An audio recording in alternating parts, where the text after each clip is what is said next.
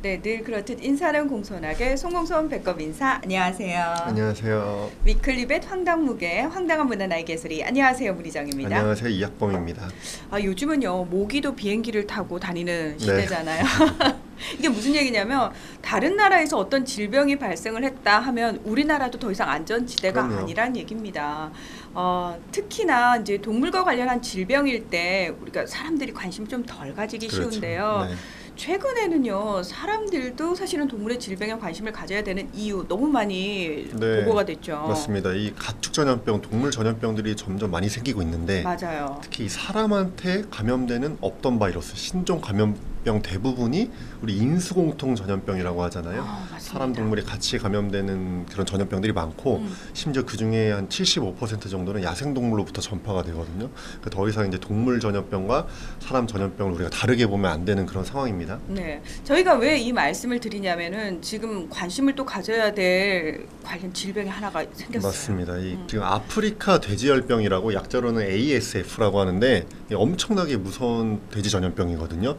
이게 아프리카 쪽에서 발생하다가 유럽으로 건너가서 유럽에서 동유럽 쪽이랑 러시아에서 한 10년 동안 엄청난 피해를 입힌 질병인데 네. 작년부터 이게 조금씩 오른쪽으로 오는 거예요.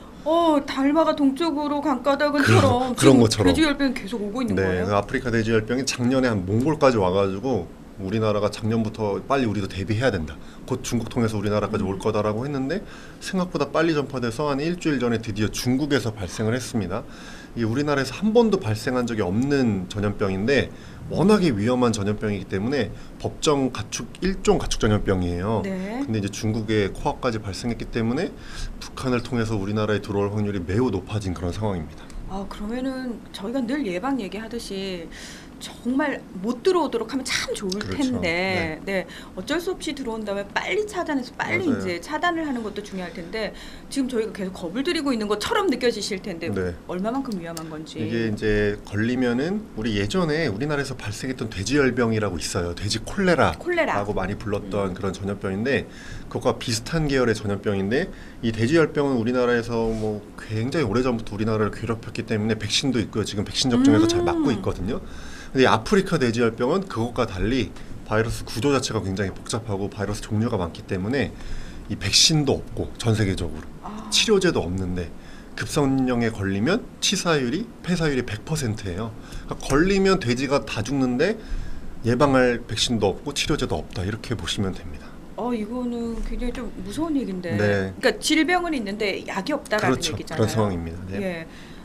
그러면 혹시라도 어떤 식으로 전염이 되는지는 발병이 되는지는 밝혀진 게 있나요? 네, 이게 2008년부터 2012년까지 유럽에서 하도 많이 발생하니까 분석을 해봤더니 이제 사람이 먹는 음식 주는 경우 여기서 많이 전파가 되는 거예요. 잔반이라고 하죠. 네. 근데 다행히 우리나라는 여전히 잔반을 주는 그런 돼지 농가들이 있지만 많이 산업화가 돼서 이제는 다 사료를 급여하고 있기 때문에 잔반 급여를 통한 전파는 좀 덜할 것 같아요. 근데 여전히 뭐 집 뒤에서 한 뭐 10마리, 20마리 키우면서 잔반 주시는 곳들도 있는데 잔반을 주는 건 좀 금지해야 될 것 같고 그 다음에 크게 전파되는 경로 중에 하나가 이제 식품을 통한 전파인데요. 식품을 통한 전파. 네, 햄, 소세지, 육포 이런 것들을 사람이 해외에서 이걸 그냥 별 생각 없이 축산물을 불법인데 가지고 왔다가 이걸 통해서 이게 전파되는 경우가 있는 거예요. 무슨 소린가 하면은 이 돼지의 어떤 그런 축산물에 이 바이러스가 굉장히 오래 살아 있을 수가 있거든요.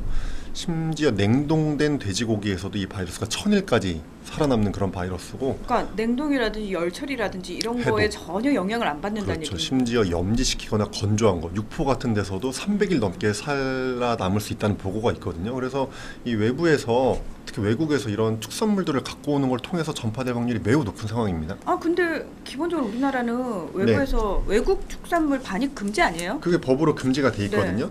뭐 햄, 소세지, 육포, 장조림 이런 게 다 수입 금지 부품으로 들어가 있고 이거 몰래 갖고 오시면은 걸리면 과태료 500만 원 이하까지 처분을 받는데 여전히 엄청나게 갖고 오고 계십니다, 이거를. 그래요. 많은 네. 분들이요. 내가 그냥 먹다가 가지고 들어온 그 육포가 무슨 아프리카 돼지 열병까지 연결이 되겠어. 네, 라는 연결이 생각하거든요. 됩니다. 이게 주의하셔야 네. 되는데 얼마나 많이 갖고 들어오시냐면은 2015년 1년 동안 인천공항을 통해서만 다른 공항만 빼고 인천공항을 통해서만 몰래 들여오다가 적발된 폐기된 축산물이 64톤에 이르는 거예요. 64톤. 엄청난 양이고 그중에 이제 돼지고기 가공품이 8톤이나 이루고 있거든요. 그렇기 때문에 나 하나쯤 돼지고기 뭐 육포 하나 갖고 오면 햄 하나 갖고 오면 되겠지 이런 생각은 이제 버리셔야 될 것 같습니다. 이 얘기는요. 위클리 벳이 아니라 사실은 그냥 우리나라 대대적으로 공익 캠페인을 좀 할 필요가 있지 않을까. 그렇죠. 캠페인 좀 했으면 좋겠어요. 네. 사실 안 갖고 오셔야 되는데. 그렇죠. 그렇죠. 네. 또 하나의 또 전파 경로는 이 야생동물을 의한 전파예요. 우리나라에서 이제 야생 멧돼지가 한 20만 마리, 30만 마리 있는 걸로 추정이 되거든요. 네.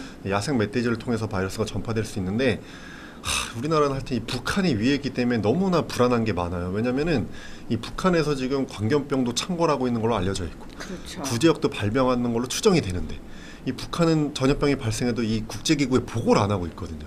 2014년이 마지막 보고예요. 그러니까 최소 4년 동안 어떤 질병이 어디서 얼마큼 발생하는지 아무도 모르고 있기 때문에 사실상 지금 중국에서 뭐 아프리카 돼지열병이 발생했다고 하지만 사실 북한에서도 이미 발생하고 있을 수도 있는 것이고 이게 야생 멧돼지를 통해서 휴전선을 건너서 우리나라로 전파될 확률이 너무 높은 상황이기 때문에 그렇죠. 이 야생 멧돼지를 통한 모니터링도 열심히 해야 될 상황입니다. 이게 진짜 야생 멧돼지를 어디다 묶어놓을 수도 없고 네. 이 아이는 정말 그 행동 반경 자체가 넓잖아요.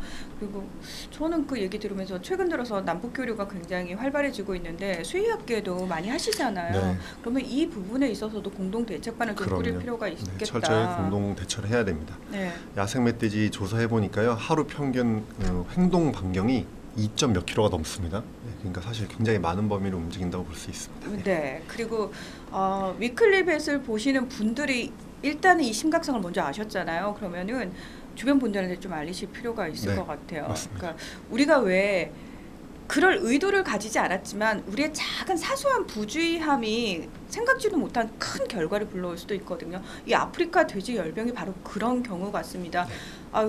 몇 개월 후에 또 우리나라에서 이 난리가 났다라는 그러니까요. 얘기를 위클리 벳에서 좀 안 할 수 있었으면 좋겠습니다. 예. 자, 여러분 심각성을 좀 가져주시기 바랍니다. 오늘 위클리 벳은 여기서 마무리하겠습니다. 함께해 주셔서 고맙습니다. 감사합니다.